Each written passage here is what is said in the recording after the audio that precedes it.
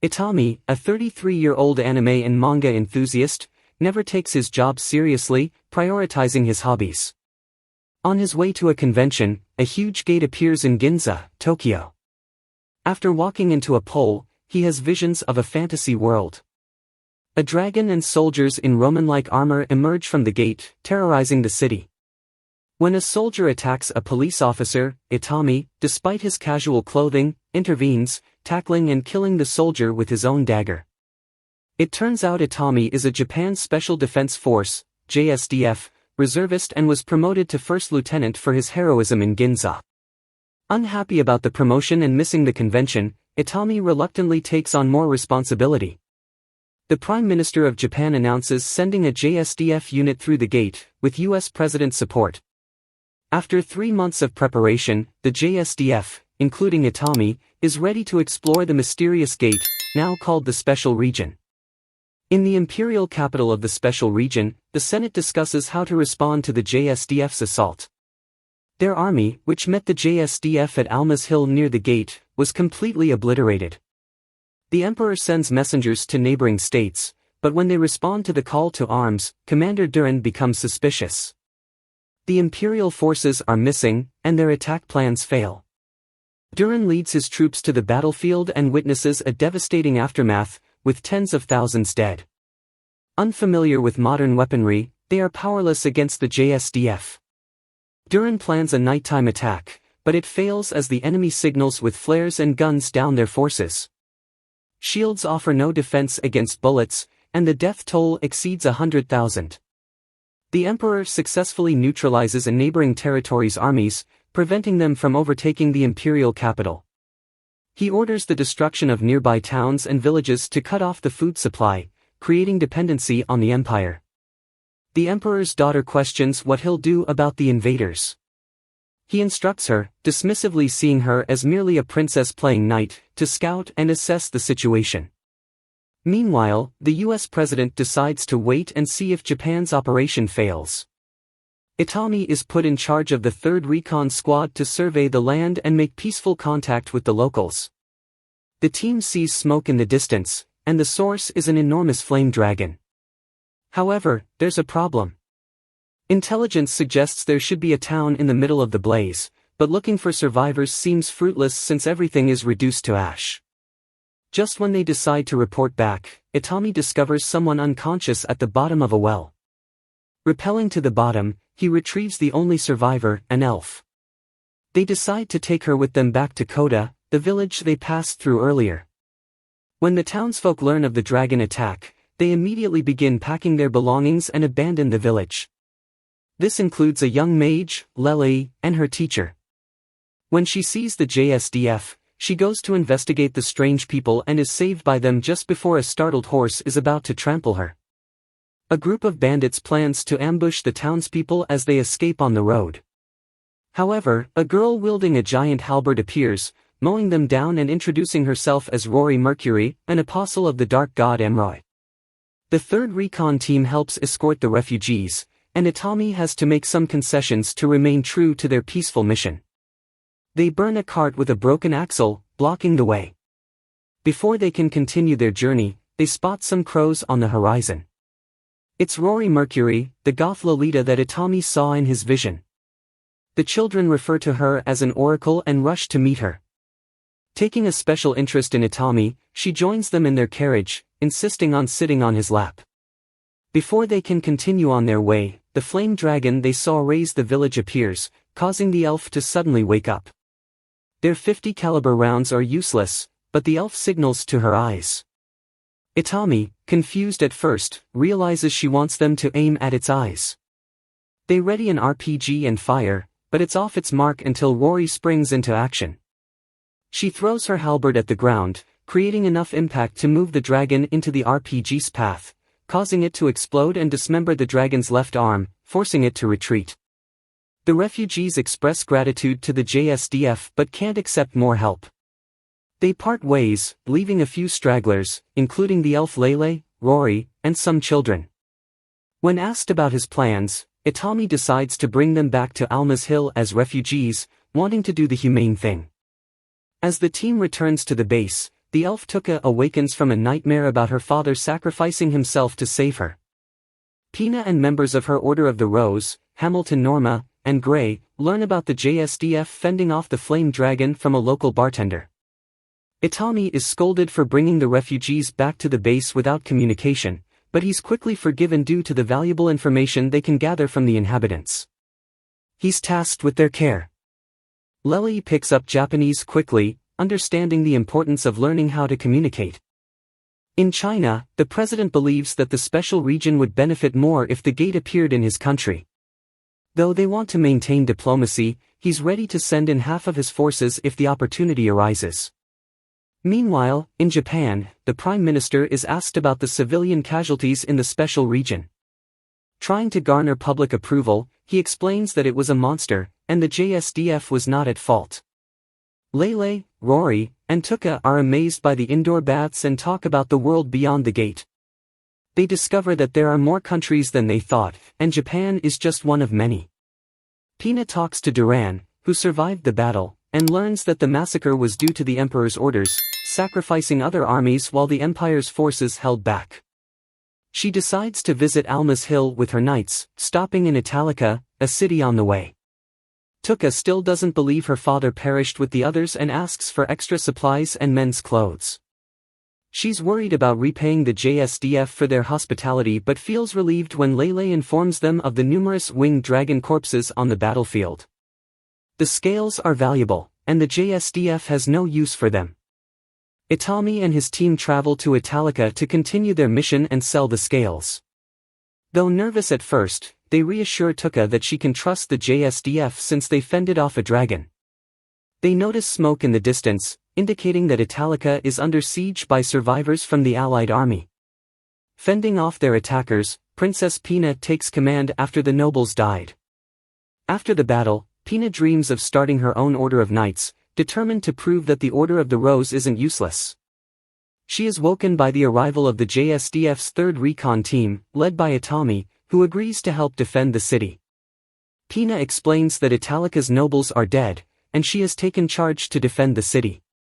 Itami wants to protect the people of Italica and show the princess that they aren't enemies, seeking alternatives to war. Rory is thrilled about the upcoming battle, eager to unleash her fury on the enemy. However, instead of attacking the south as expected, the enemy breaks through the eastern gate defended by Princess Pina and her knights. Witnessing the horrors of war for the first time, Pina hesitates to act, leaving Itami impatiently waiting for her to give the order and call for backup. Itami calls for backup, but ground forces are too slow, so they send the airborne unit to aid the battle in Italica. The enemy kills the eastern commander Norma, boosting their morale as they continue advancing through the eastern gate. Princess Pina remains unsure of what to do, freezing up and unable to counter the attack. Rory, unable to hold back any longer, becomes euphoric, racing towards the east gate with Itami and the 3rd Recon unit on her heels. The 4th Combat Unit helicopters arrive, ready to engage the enemy. Rory cuts down the largest bandit upon arrival, shocking the enemy. The 4th unit uses Gatling guns to eliminate the remaining forces. Pina fears that the JSDF will exploit their weakness, but negotiations reveal the unexpected lack of demands from the JSDF. On their way back, the 3rd Recon unit encounters more members of Pina's order, but they are not as friendly. Itami is taken prisoner, and the rest of the unit plans to rescue him while Pina worries about the consequences of breaking the new treaty, suggesting an apology since they are no match for the JSDF. The team returns to the city, and Tuka uses her magic to knock out the guards at the mansion. Itami wakes up surrounded by maids who inform him that the knights have been reprimanded. The 3rd Recon shows up at the back door, and the head maid instructs them to be treated with hospitality. Pina commands her knights to make up for their mistake, even if it means offering their bodies.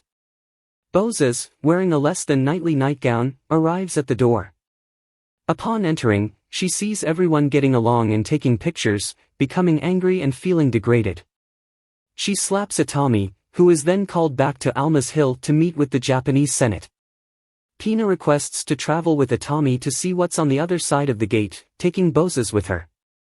Itami invites Tuka to speak with the Japanese government, with Lele acting as a translator. Rory overhears and demands to join them. Bozes asks Pina if they are willing to start a war over the broken treaty, but the princess assures them that it wouldn't happen, given the Japanese government's reasonable behavior. They head out the next day with Pina and Bozes in disguise, just in case the special region's inhabitants are amazed by Japan's progress over their own empire. They are now certain they stand no chance of winning a war against Japan. Itami is greeted by Kamakito of the PSA, Public Safety Intelligence Agency, who goes over Itami's achievements, suggesting that most of them were achieved by sheer luck. Kuribayashi, unable to believe Itami's accomplishments, is surprised to learn that he was a ranger and part of the special forces. Before going to the Senate, they decide to buy some clothes to blend in and have a balanced meal. Pina and Bozes are not supposed to be there, so they head to a secret meeting with Foreign Affairs instead. During the Senate hearing, Itami is questioned by a senator aiming to portray the JSDF negatively. The senator blames the 3rd Recon for the 150 civilian casualties during the Flame Dragon attack. Itami dismisses it, stating they were dealing with a dragon and lacked the firepower to handle such a threat. Another member of the Senate supports Itami's claims, noting that tests concluded the dragon's scales were as tough as tungsten, making it a formidable foe. Lolly is called to the stand to address the conditions in the JSDF refugee camp, but her answers disappoint the questioner. Tuka, mostly unconscious during the attack, can't provide details. The senator notices Rory and assumes she's mourning due to her black attire and veil.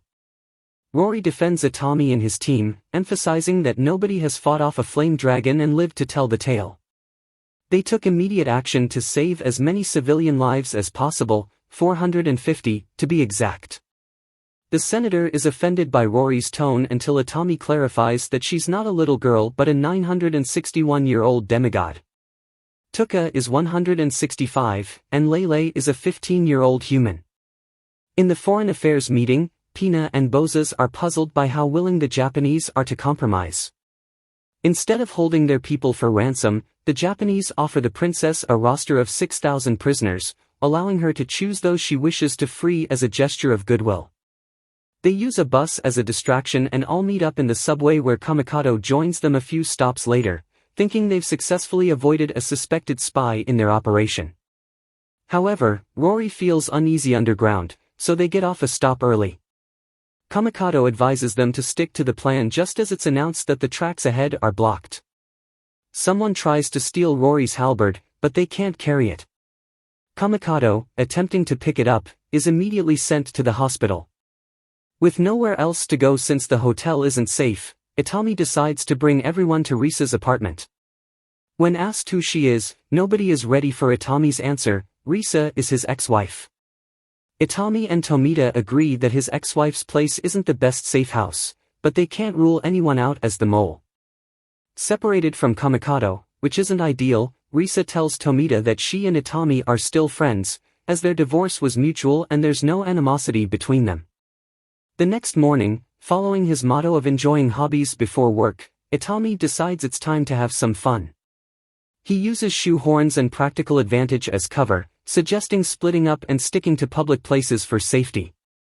Itami heads to the manga store, Pina and Bozes go to the library with Tomita, and Risa takes the other women shopping. Rory refuses, as she only needs her formal attire, but her self-control isn't exactly perfect. Tuka, Lele, and Rory get new outfits to avoid standing out more than they already do. At the library, Pina and Bozes are amazed by the vast collection of books, but they have a different type of reading material in mind, some light and easy slice-of-life reading. Itami runs into Defense Minister Kano for the first time in 20 years. Kano was the one who introduced Itami to manga back then. Now, he needs Itami to handle secret operations like buying manga because the minister can't be seen doing it himself. He instructs Itami to stick with the original plan and take their guests to the rendezvous. The group gathers again, and Tuka buys a compound bow, Lele gets some books and a laptop, Rory gets new clothes, and Pina and Bozes acquire some unconventional art. That night, they head to Hakone Mountain to stay at the Sun Kai Inn. The SFG has the resort under surveillance. While changing, Rory notices one of the operatives watching them, even from a distance of 450 meters. After the women are alone in their respective hot springs, they ponder Itami and Risa's marriage. They knew each other since childhood, and Itami had the means to support her while she pursued her career as a manga artist. It seemed like a marriage of convenience, at least until Itami left for the special region, and she filed for divorce.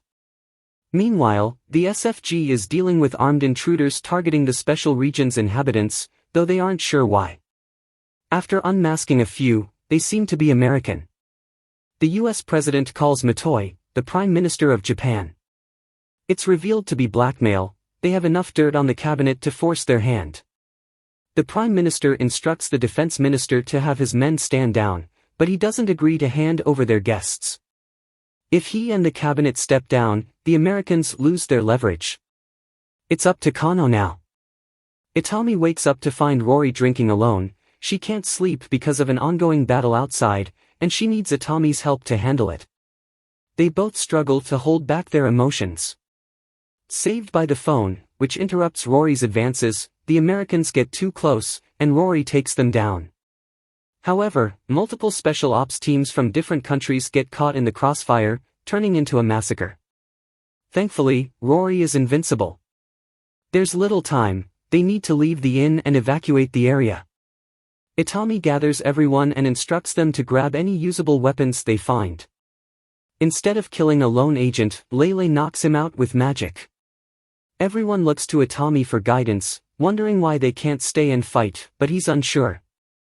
Pina is worried about becoming a political prisoner. Some people believe Japan will benefit the most from peace talks with the special region. The US president is furious with Graham, the one in charge of the operation, for losing his team without capturing the targets. While stopped at a convenience store, Risa comes up with a plan. The guests from the special region will visit the Ginza Memorial to pay their respects and be in the public eye. The next day, news breaks about the Prime Minister stepping down. A reporter attempts to gather public opinion and spots a large crowd forming near the Ginza Memorial. Graham stakes out the area with another agent, but they aren't the only ones after them, and maintaining secrecy is impossible, especially after Nanami, the reporter, notices her sister Kurabayashi. Kurabayashi interrupts the broadcast to reveal that their team is being pursued. After 2 days of being chased, Kamikato appears and confronts Graham, who is apparently CIA. He calls the president, who is not happy upon learning that his entire team was arrested. The Chinese government orders their men to pull out, while the Russian president is impressed with how the Japanese handled the situation. Back in the special region, Pina is determined to stop the war after seeing how advanced the Japanese civilization is compared to the empire. She and Moses plan to leave the next day with a letter to speed up peaceful negotiations. A mysterious figure watches over the refugee settlement at Onless Hill that has formed over the past 5 months. Meanwhile, back at the capital, Pina prepares for peace talks between the Japanese ambassador and the Senate. The agreed-upon release of 15 prisoners from the Ginza incident includes Lord Cicero's nephew, a crucial figure supporting peace. Pina introduces him to the representative from the Ministry of Foreign Affairs, Koji Sagawara, who brought gifts from Japan, including a katana, highlighting their advanced nation compared to the empire. When they learn that Japan is still at war with the empire, the senator becomes angry until they reveal their bargaining chip, the release of his nephew. Itami, Rory, and some squad members witness Tuka continuing her relentless search for her deceased father. They discuss whether to break the news to her or let her cling to her last shred of hope. Itami, now alone with Rory, reflects on her 960 years of life, thinking it has made her somewhat indifferent to these situations. She orders another round, but he warns her to slow down on the drinking. She claims it's too late while leaning in and asking what he's going to do about it, flustering him. The figure from before shows up at the tavern, revealing she's a dark elf. Upon seeing Rory close to Itami, she accuses him of taking advantage of a child. Rory plays along, ruining his night, and he panics, making a run for it. She introduces herself as Yaha Dusher and turns to find that Rory has also vanished. She tells the tavern patrons that she's looking for the men in green, offering a reward for their help, a giant chunk of adamantium. However, as soon as she mentions a flame dragon, nobody will take her up on the offer. That night, she has a nightmare about the dragon attacking her village in the Schwartz Woods. When she's woken up by two fighter jets, it confirms her suspicions that the JSDF are the only ones capable of taking it on. Itami heads to the capital to aid in the peace talks. The Dark Elf elders entrusted Yaha to be their emissary, but there's one problem: when she finds the green men, none of them speak the local language. After beating up multiple thugs who offer to translate for her, she finds a store selling items from Japan. The clerk refuses to sell her the red book she was issued, used for translation. Two officers end up arresting her for stealing money from the thugs. They bring in Lele to translate, and she's released after the thugs admit to giving false reports. Since she seems desperate, Lele offers to ask the Japanese for help on her behalf. General Hazama explains that the Schwartz Woods are in the Albai Kingdom, outside of the Empire's domain. It would interrupt peace talks and spark a conflict. Lieutenant Yanagita notices Yaha's devastation and mentions that Itami might be the only one crazy enough to help. Princess Pina and one of her knights, Hamilton, are waiting for Itami and the Japanese diplomat to deliver Japanese goods in the hopes of winning over more nobles to their cause. But that's not all. Itami is accosted by Pina, demanding to know if he brought the shipment of fine art, more of the manga they brought back from Japan the first time. A group of soldiers notice how upset Yaha is, disagreeing with the political reasons for refusing to help her. Yanagita and others mention that Itami is probably Yao's best bet. As Yao makes her way to the co-op for the night, Itami heads back to Alnus Hill. The princess's artwork isn't just for fun, it's being used to share newspaper clippings detailing all of Itami's heroics since arriving in the special region. Despite the appearance of peace, the year of the Empire 687 is only halfway through, and unbeknownst to everyone, war is on its way. JSDF soldiers prepare for an unofficial opportunity to influence Empire senators invited to a private party hosted by Pina. Meanwhile, Prince Zorzel mistreats Tull, a former queen of her own tribe who is now his slave. His aide Marcus interrupts and informs him about the JSDF's ongoing bribery of senators in the capital. Pina engages with the senators, attempting to persuade them to cooperate with Japan. She impresses Sugawara, the Japanese ambassador, with her diplomatic skills. Itami and his men showcase their weaponry to the senators, who are astounded by the firepower and accuracy. The senators eagerly consider purchasing the munitions for their own armies, and after witnessing the devastating impact of mortars, they realize the futility of their efforts and despair over the overwhelming power imbalance. Some of Itami's men on lookout notice a group of individuals approaching on horseback, suspecting them to be Zorzel's men. They don't want to be seen influencing the senators, so they quickly pack up and leave. Zorzel interrupts the party and questions Pina's motives.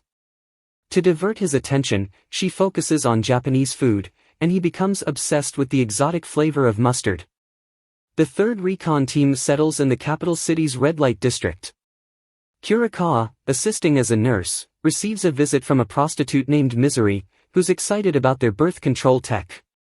She provides valuable information about the city's underground hierarchy, power structure, and gangs. Things are going reasonably well, and she'd like to see a little business from the JSDF men who don't seem interested in their services. Kurikawa changes the subject without mentioning the relatively thick report on her desk about special region STDs. Meanwhile, Tomita and Kurabayashi arrive at Pina's palace as her guests. In a tavern, Yao is looking for information about Itami's interests, claiming to want to do something for him since they started off on the wrong foot. The somewhat intoxicated informant reveals that there are 3 people who are important to him. Later that night, Kurikawa receives an unexpected visit from the night shift. Some of the special region inhabitants have super senses that can detect natural disasters. They sense an imminent earthquake, and the commanding officer takes it seriously. He recalls experiences in Kobe City where animals reacted before earthquakes, so he orders an evacuation of the capital and alerts teams within the city. Panic and chaos follow as the earthquake strikes. Itami and his team, familiar with earthquakes in Japan, keep their cool. Pina suggests discussing the experience with Emperor Molt. Upon arriving at the palace, Pina introduces Itami, Sugawara, Shino, and Akita to her father. However, their meeting is interrupted by Zorzel, who brings a Japanese prisoner of war named Noriko. Ignoring formalities, Itami responds with a right hook to Zorzel's face and incapacitates Noriko's handler, Kurabayashi, freeing Noriko. Despite the violence in their palace, the Emperor and Pina remain silent. Zorzel orders guards to attack, but they are no match for a single JSDF soldier. When Zorzel refuses to answer questions about other captives, Itami sets Kurabayashi on him. Surprisingly, Tuka intervenes, pleading for mercy on Zorzel's behalf. Finally, Zorzel confesses that others were sold into slavery. Sugawara insists on resolving the situation of Japanese captives before moving forward. The Emperor acknowledges the strength of the Japanese force but points out their weakness in being too attached to their people. Despite tension, the Emperor agrees to proceed with peace talks at Sugawara's convenience. The next day, in response to the capture and abuse of their people, the Japanese Air Force bombs the empty Senate building. Amid internal conflicts, the senators are terrified and debate whether to pursue peace or wage war against Japan. Zorzel recovers in his chamber, while Tool tends to his injuries. Zorzel remains determined to become the emperor, despite his father's incompetence. Diablo discusses their father's succession. The JSDF airlifts Noriko to their base, and she expresses a desire to contact her family. Itami reveals that Noriko's family was in Ginza during the attack and is missing, assumed dead. Tuka wanders in denial, believing her father is still alive. Yanagita informs Itami of the Ministry of Defense's interest in the resources of the Elba region, including oil and diamonds. Itami hesitates to accept the scouting mission to the Elba region due to the danger posed by the dragon. He is concerned about the well-being of his soldiers and himself. Yanagita encourages him to address Tuka's trauma, linked to the dragon. Tuka sees Itami as her father, and the revelation about the dragon's manipulation complicates their relationship. Meanwhile, Pina meets with her brother Diablo to discuss their father's decision to crown Zorzel as the next emperor. Both siblings are unsettled by the idea. Toll confides in her spy about her plan to manipulate and destroy the empire from within, using Zorzel as her pawn. Itami plays along with Tuka's delusion temporarily, assuming the role of her father. Their unusual relationship attracts attention, and Tuka becomes more attached to him.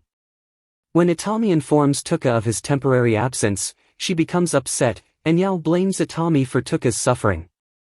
Yanagita discusses the dragon mission persistently, hoping Itami will make the right choice. In a late-night chat with the king of Alba, Itami is encouraged to follow his heart.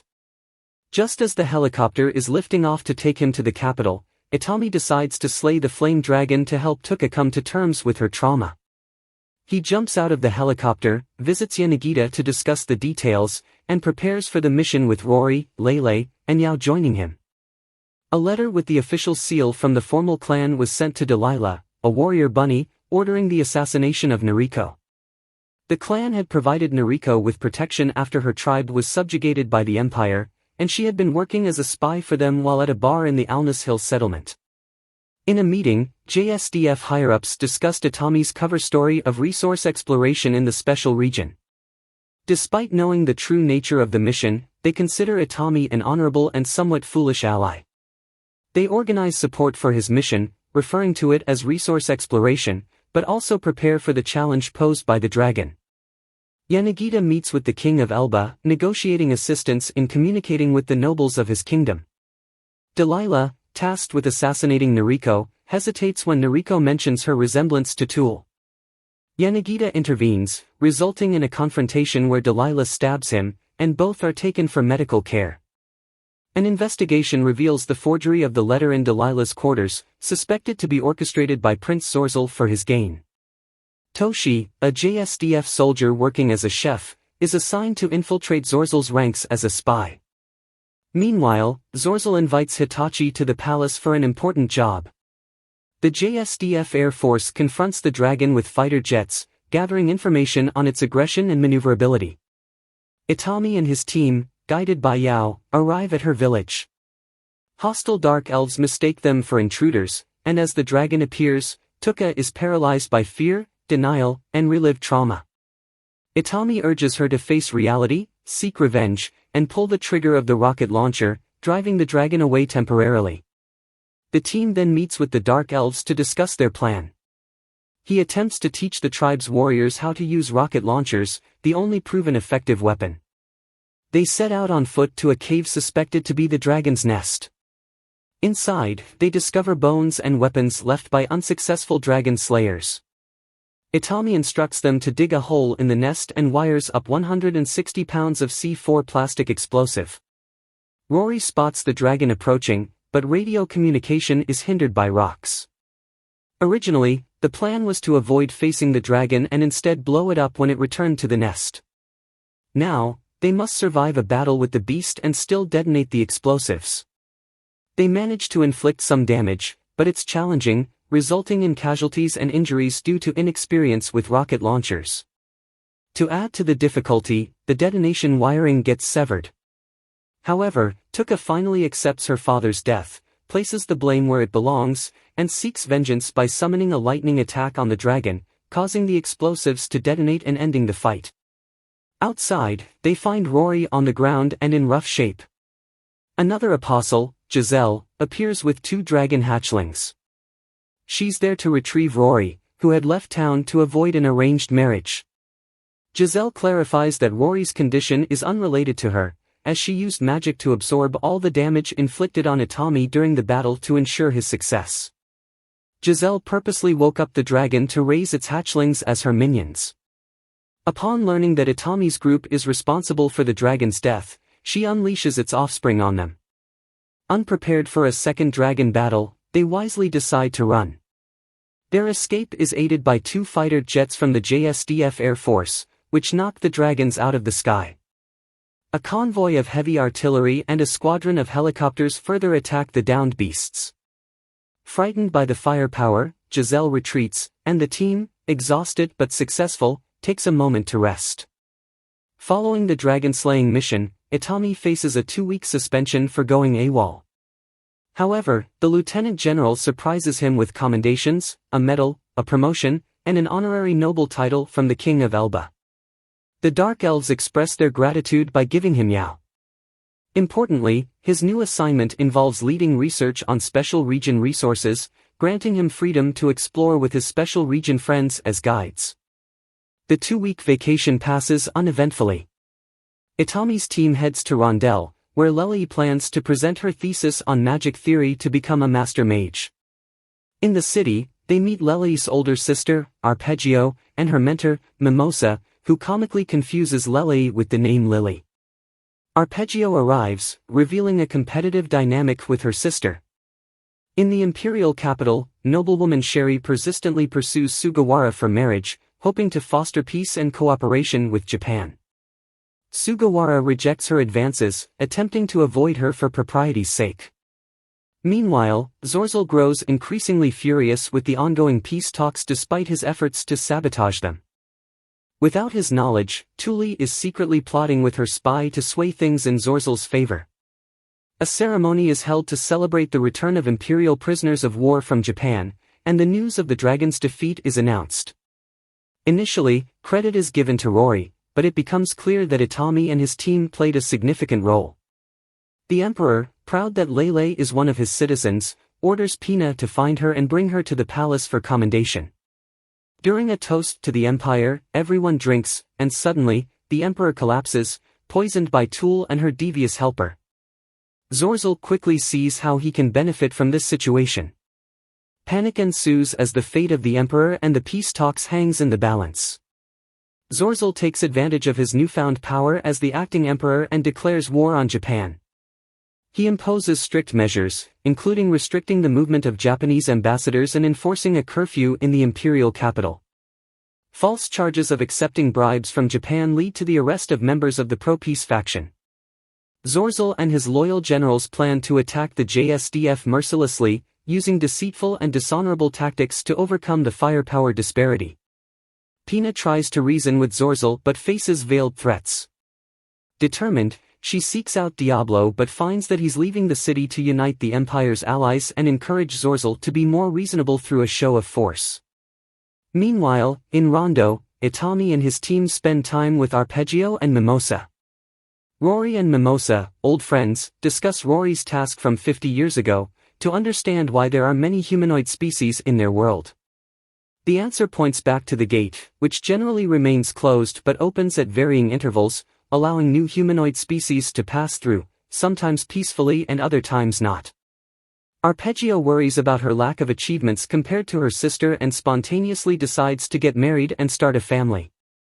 She inquires about Itami's eligibility, and Lele provides an impressive overview of his qualifications.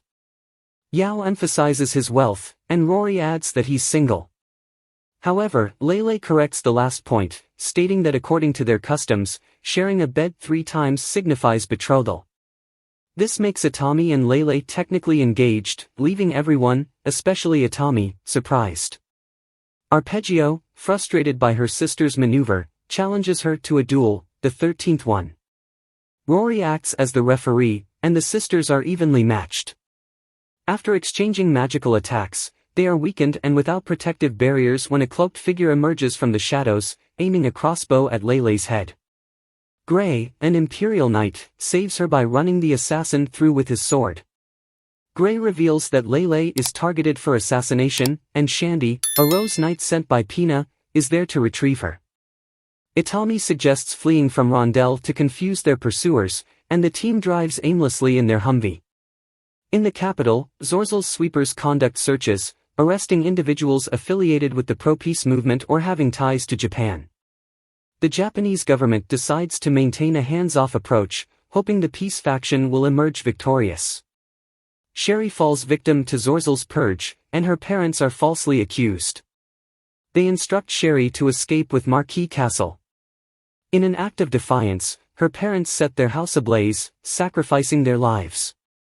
Sherry, accompanied by the Marquis, seeks refuge at Jade Palace, Japan's embassy, under the protection of the Rose Knights. However, they are halted by Pina's knights, who inform them that crossing into the palace grounds is prohibited. Sugawara learns of Sherry's presence but faces a dilemma between his duty and sympathy, refusing to provide asylum to avoid further complications. However, when Zorzel's sweepers arrive and see Sherry, he changes his mind and demands her release, stating that she is his fiancée and his responsibility. The Imperial Knight nearby accepts this explanation and forcefully encourages the reluctant goon to release Sherry, who rushes into Sugawara's embrace. The Rose Knights defend the palace, protecting the Japanese diplomats from Zorzel's men. Meanwhile, the Japanese government debates whether to evacuate Jade Palace and withdraw their citizens or leave the security to the Rose Knights. For now, they choose not to risk exposing the instability in the special region to foreign dignitaries and the media. Amidst the chaos at Alnus, Sugawara and Sherry remain present, feeling responsible for the conflict. They are relieved when Marquis Castle emerges, proclaiming that the Empire has assigned him as Sherry's guardian. At Alnus, Noriko chats with Kamarazaki, a Japanese journalist working as a liaison with the newly arrived media personnel. Kamarazaki is a conspiracy-minded reporter determined to uncover incriminating information that could tarnish the government's reputation and expose concealed secrets. He doesn't trust Noriko's perspective since the JSDF rescued her. Noriko is called away to address another matter. Itami and his team head back to Rondel to continue Lele's thesis presentation. They decide that, regardless of their location, they'll always be looking over their shoulders for assassins. Their first night back at the hotel, they anticipate an attack, and rightly so. This time, the would-be assassins are the hotel staff, manipulated under the influence of mind control magic. This appears to be the work of someone called the Piper, who manipulates weaker-minded individuals into doing his bidding. Little is known about the Piper, and since Shandy is a new face in town, not known to be part of Itami's team, she's tasked with investigating. Word is now spreading through Rondel about the group's slaying of the dragon. This makes them wonder why there's a delay in communication across the Empire. Itami is concerned about missing important news and tries to contact the JSDF back at the Imperial capital. Zorzel is unhappy about his sweeper's failure at Jade Palace. His man assures him that responsibility has been taken, and they plan to mobilize their new army immediately. Pina, getting an update on the situation at Jade Palace during her bath, realizes she needs to go there urgently. However, Zorzel's generals summon her to a meeting with Zorzel, effectively preventing her from leaving. Imperial soldiers arrive at Jade Palace, and the Rose Knights are dismayed to find that instead of fighting Zorzel's loyalists, they are facing their fellow countrymen, 1,000 of them. Zorzel refuses to let Pina leave the palace, essentially imprisoning his sister. In the Japanese government, there is a debate about rescuing delegates and diplomats. Finally, a rescue operation was approved. In the capital, the Rose Knights pledge to uphold the honor of their country, regardless of Zorzel's rule and whom they have to face. Meanwhile, Shandy keeps an eye on the hotel staff, and they are approached by a mysterious woman who is also manipulating them. She pretends to want to end the Piper's actions and easily convinces them to join her cause. Shandy, after not hearing from her for 4 days, bursts into the room to inform Itami and the girls about what she has discovered. While it isn't much, the team now has confirmation of the Piper's appearance. They reach the hall and are joined by Lely's sister and Mimosa. Itami shares his suspicion about the Piper recruiting one of the candidates, and indeed, an old man pulls out a knife. Itami swiftly catches the would-be assassin. The ceremony starts, but the first presentation doesn't go well. It's unclear if the information is bad or just poorly presented, leading to the presenter being embarrassed and leaving. The next presentation is successful but barely. It seems whoever reacts first, whether positively or negatively, influences the rest of the room. Lele is next, but before she can start, Nola, the woman who met with the hotel staff, rushes toward the stage with a knife. It's too fast for Itami to react, but the room was prepared for this. Nola quickly realizes bringing a knife to a magic fight was a mistake. As the group moves on, leaving Lele unharmed due to her protective armor, Shandy approaches with yet another knife. Unfortunately, the third time's the charm. The Rose Knights are holding their ground at Jade Palace, but it's tough, and their supplies are running low. Meanwhile, Kuehl continues her manipulative schemes, pushing Zorzel to lead the Empire to self-destruction. She takes pleasure in Pina's imprisonment, in the same cell she once occupied in Rondel. Itami and the others find Lele unharmed, thanks to her protective armor. Shandy reveals her plan to present Lele's severed head to Zorzel, proving Pina's loyalty and ensuring her survival. It becomes clear to the group that this is what the Piper exploited. While they were discussing, a messenger arrived with news of Pina's imprisonment. The JSDF forces in the special region got the go-ahead for a rescue operation, and they quickly mobilized. Itami and his company piled into the Humvee and raced towards the capital, listening to the mobilization efforts over the radio. Early the next morning, the JSDF's Air Force launched their offensive.